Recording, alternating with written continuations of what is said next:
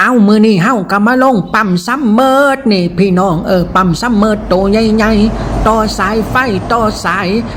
ดอกไว้นะคะเนาะเรียกกันลูกหลานเขาก็เตรียมว่างแผง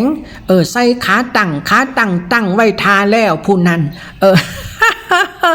สุดสีแผงมีแต่แผงใหญ่ๆพี่น้องลูกหลานเขากะขยันขันแข็งยกซอยกันเทิงลูกเทิงหลานอ้าวสู้ไปลูกลาแดดกะห้อนนะคะการว่างแผงนี่เขาก็ต้องจัด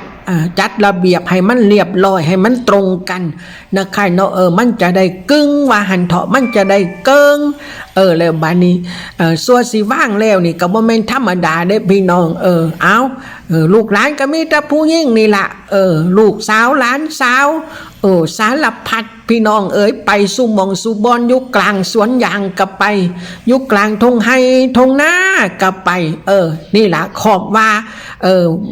มันยากเนาะพี่น้องมันยากยุ่งยังควายหลายโตดึงจ้องสู้ไปลูกหลานน้อยกัดสู้แข็งแห้งเอาบืนมกบืนบากนี่ล่ะพี่น้องย้อนความยากลำบากพี่น้องเฮาก็อยากได้น้ำเฮาก็เฮ็ดให้เต็มที่แผงใหญ่ๆกับแบกใส่ขาตั้งแบบปรับหาแสงแดดได้นะคะว่างแนวตะวันตกตะวันออกนะคะว่างเรียบร้อยแล้วก็มาทดลองสูบน้ำเบิงสูบน้ำขึ้นที่แรกนี่มันสิมีตั้งแต่ขี้ตมได้พี่น้องผู้น่ะ น้ำแดงจึงคือมีแต่ไส้พี่น้องหลังจากหันบ่โดนมันก็สิใสลองเบิ่งเฮ็ดแบบนี้ละสูบน้ำพลังงานจากแสงแดดเด้อ